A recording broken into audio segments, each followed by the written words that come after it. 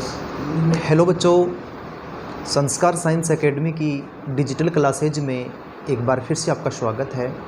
कैसे हो आप लोग? आशा करता हूँ कि सब स्वस्थ होंगे, खुश होंगे, खूब अध्ययन कर रहे होंगे। पिछली क्लास में अपन अध्ययन कर रहे थे संबंध कारक के विषय में। आज अपन अध्ययन करेंगे अधिकरण कारक।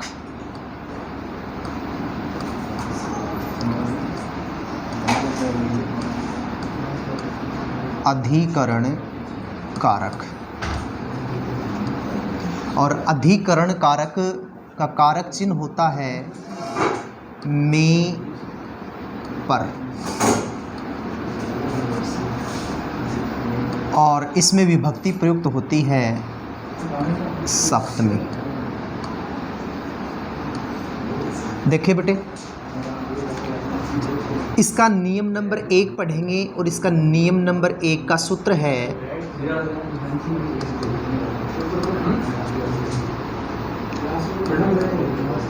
आधारो अधिकरणम। आधारो अधिकरणम सप्तमे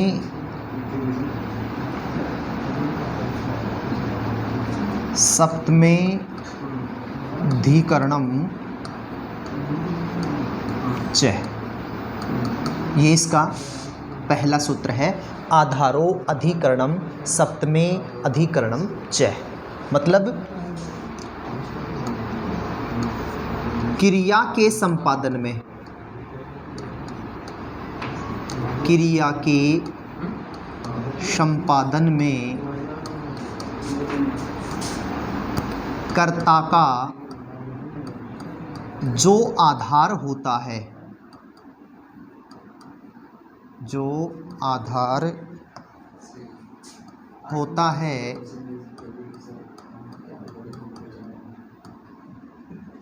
उस आधार की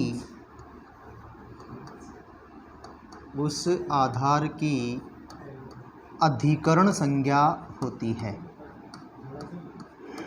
अधिकरण संज्ञा होती है। और अधिकरण में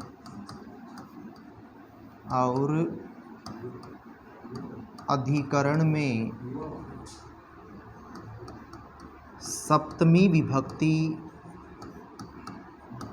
प्रयुक्त होती है। विभक्ति प्रयुक्त होती है। देखिए बेटे, सूत्र है अपना आधारो अधिकरणम सप्तमे अधिकरणम च। इसका जब संधि सूत्र हो जाएगा सप्तमी प्लस अधिकरणम, सप्तमी प्लस अधिकरणम। तो इसमें क्या बताया गया है कि क्रिया के संपादन में कर्ता का जो आधार होता है उस आधार की अधिकरण संज्ञा होती है, और अधिकरण में सप्तमी विभक्ति प्रयुक्त होती है। जैसे मैं जयपुर में रहता हूँ। मैं जयपुर में रहता हूँ। मैं जयपुर में रहता हूँ। देखिए, मैं जयपुर में रहता हूँ तो मेरे रहने का आधार क्या है? जयपुर। तो जयपुर में कौन सी विभक्ति का प्रयोग करेंगे? सप्तमी का। तो अहम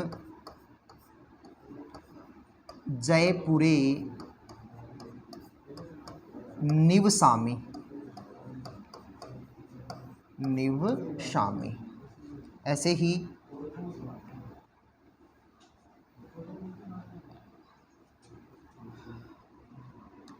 वृक्ष पर पक्षी बैठते हैं। वृक्ष पर पक्षी बैठते हैं। तो यहाँ पर पक्षियों के बैठने का आधार क्या है? वृक्ष। तो वृक्ष में कौन सी विभक्ति का प्रयोग हो जाएगा? सप्तमी का। क्या हो जाएगा? वृक्षे खगः तिष्ठन्ति।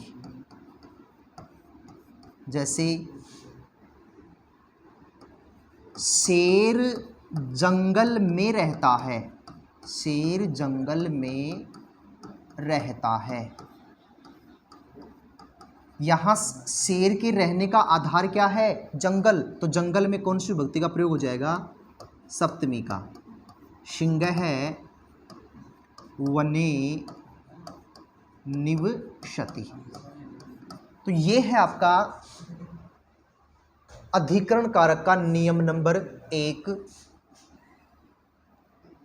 जिसका सूत्र है आधारो अधिकरणम सप्तमे अधिकरणम च। मतलब क्रिया के संपादन में कर्ता का जो आधार होता है उस आधार की अधिकरण संज्ञा होती है। और अधिकरण में कौन सी विभक्ति का प्रयोग होता है? सप्तमी का। जैसे मैं जयपुर में रहता हूँ तो मेरे रहने का आधार जयपुर, तो जयपुर में सप्तमी विभक्ति का प्रयोग कर दिया। वृक्ष पर पक्षी बैठते हैं तो वृक्षों मतलब पक्षियों के बैठने का आधार क्या है? वृक्ष, तो वृक्ष में सप्तमी विभक्ति का प्रयोग कर दिया। शेर जंगल में रहता है तो मतलब शेर के रहने का आधार क्या है? जंगल, तो जंगल में सप्तमी विभक्ति का प्रयोग कर दिया। 1 मिनट ये जरूर दोबारा से देखना, इसको अपन लिखेंगे सप्तमे अधिकरणम। थोड़ा सा मिस प्रिंट हो गया ये, करणम सप्तमे अधिकरणम, ये गलत है, इसकी जगह ये सही होगा। आधारो सप्तमे अधिकरणम च।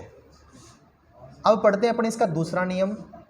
और नियम नंबर 2 क्या कहता है इसका? कि जिससे स्नेह किया जाता है, जिससे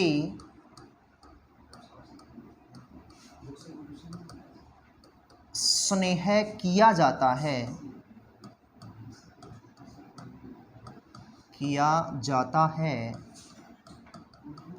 उसमें सप्तमी विभक्ति प्रयुक्त होती है, उसमें सप्तमी विभक्ति प्रयुक्त होती है। मतलब जिससे स्नेह किया जाता, प्रेम किया जाता है, उसमें कौन सी विभक्ति का प्रयोग होगा? सप्तमी का। जैसे माता पुत्र से स्नेह करती है, माता पुत्र से स्नेह करती है। तो यहाँ पर माता किससे स्नेह कर रही है? पुत्र से। और जिससे स्नेह किया जाता है उसमें कौन सी विभक्ति प्रयुक्त होती है? सप्तमी। तो माता पुत्रे स्नेहयति। ऐसे ही गुरु शिष्यों से स्नेह करते हैं, स्नेह करते हैं। तो यहाँ पर गुरु किससे स्नेह कर रहे हैं? शिष्यों से। तो शिष्यों में कौन सी विभक्ति का प्रयोग होगा? सप्तमी का। तो गुरुहु शिष्येषु, बहुवचन हो जाएगा, शिष्येषु स्नेहयन्ति, स्नेहयति। तो ये था आपका अधिकरण कारक का नियम नंबर 2, जिसमें मैंने बताया कि जिससे स्नेह किया जाता है, प्रेम किया जाता है, उसमें कौन सी विभक्ति का प्रयोग होगा? सप्तमी विभक्ति का। जैसे माता पुत्र से स्नेह करती है, माता किससे स्नेह कर रही है? पुत्र से। तो पुत्र में कौन सी विभक्ति का प्रयोग कर दिया? सप्तमी का। गुरु शिष्यों से स्नेह कर रहा है, तो गुरु किससे स्नेह कर रहा है? शिष्य से। तो शिष्य में अपन कौन सी विभक्ति का प्रयोग कर देंगे? सप्तमी का। ये था आपका अधिकरण कारक का नियम नंबर 2। मिलते हैं नेक्स्ट क्लास में। धन्यवाद।